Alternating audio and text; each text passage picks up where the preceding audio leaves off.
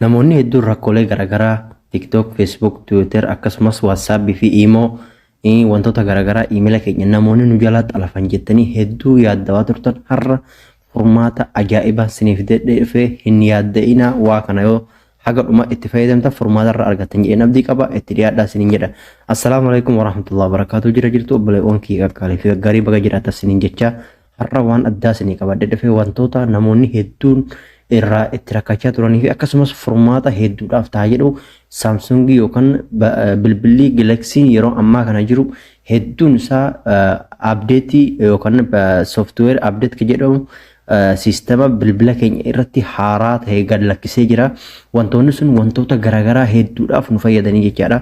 Tokkoffaa mata dureedha. Namoonni hedduun bilbila dafee baatirii keenya nu jalaa fixuuf baatirii keenya rakkoo tokko malee haaromsee akka baatiriin keenya akka duraatti deebuu fi akkasumas wantoota bilbila keenya irratti kontirool ta'an hedduu nurraa hiikuu fi sistema seekuritii haaraa bilbila keenya irratti kaampaaniin bilbilichaa oomishee ofitti dabaluudhaaf shoora ol'aanaa kan taphatu sooftuweer san namoonni hedduun akkuma beektan amma durallee isin garsiisan ture sooftuweer jechuun kun kana sooftuweer abdeet jedhu kana garuu namoonni hedduun waa kana abdeet hin gootan irra deddeebisaniif himeen jira. Yoo abdeet keessan immoo bilbilli keessan dadhabaa ta'e asirratti kasanii bahuu dhabe ta'e karaa salphaadhaan siitiin keessa seentanii erga siitiin keessa seentanii booda bakka kana karaa gadii kanarratti about open jedhu kanarratti asirra cuqaastan asirratti erga cuqaastanii booda gad dhuftanii sadaffaarra ka jedhu kana software information jedhu kana jechaadha. Asirra cuqaastan erga asirra cuqaastanii booda bakka tana jechaadha. Google Play System Update jedhu kanarra cuqaastan jechaadha. Asirra cuqaastanii ani amma waan hin godhadhee jiruufu natti hin baasu. Isin keessan immoo maal isinii baasan as keessatti bakka rest ne hojjedhu kanarratti update niin jedha. Update san gootanii erga update gootaniin booda wantoota tana isinii fide wantoota tana yeroo cuqaastanii bilbilli keessan hin cufata jecha.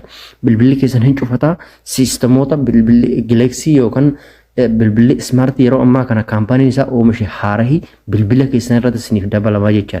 Wantoota hedduu bilbila keessan irra security garaagaraa namoonni yeroo ammaa kana bilbila gurguddaa namoonni harkaa qaban sistema garaagaraa nama fayyadamanii fi akkasumas bilbila wantoota kaampaanii sun gadhiisu daftanii bilbila keessan update yoo gootan karaa fedhen abbaan fedhe bilbila keessan control sin gochuu danda'u gonkumaa yoo bilbilli keessan harka isaa seene qofa kan kana alatti fageenya irra abbaan fedhe bilbila keessan control sin godhuu hin danda'u yoo bilbila keessanii fi emaila keessanii password keessan namni beeke qofa namni sin to'achuu danda'a jechaadha. Iccitii keessan illee arguu danda'a. Waan kana yoo fayyadamtan immoo sistemoota haaraa amma oomishanii bilbilichi dafee ammatti galakkisaa jiru isin bira geessaa waan tanarra cuqaasaa bilbilli keessan cufatee sistemoota garaagaraa update ofirratti godha. Achi booda bilbilli keessan akka ajaa'ibaa sanitti isiniif dalaga baatiriin bilbila keessan illee dafee hin dhumu akkasumas sistemoota garaagaraa yoo namoonni kontirool bilbila keessan godhaa hidhatanii ofirraa isinirraa hiikuu danda'a jechaadha. Karaa salphaadhumatti waan kanatti fayyadamaa like share subscribe gochuun dagatinaa YouTube channel kiyyallee TikTok kiyyallee follow gochuudhaan haga barnoonni kiyya waan gadhiise dafee akka isin bira geessuuf na jajjabeessaa like gochuudhaan akka namoota bira geessuun godhaa isiniin jedha. Assalaamu alaikum warahmatullahi wabarakatuh. Haga barnoota dhufu wal deemuun nagaan naa tura.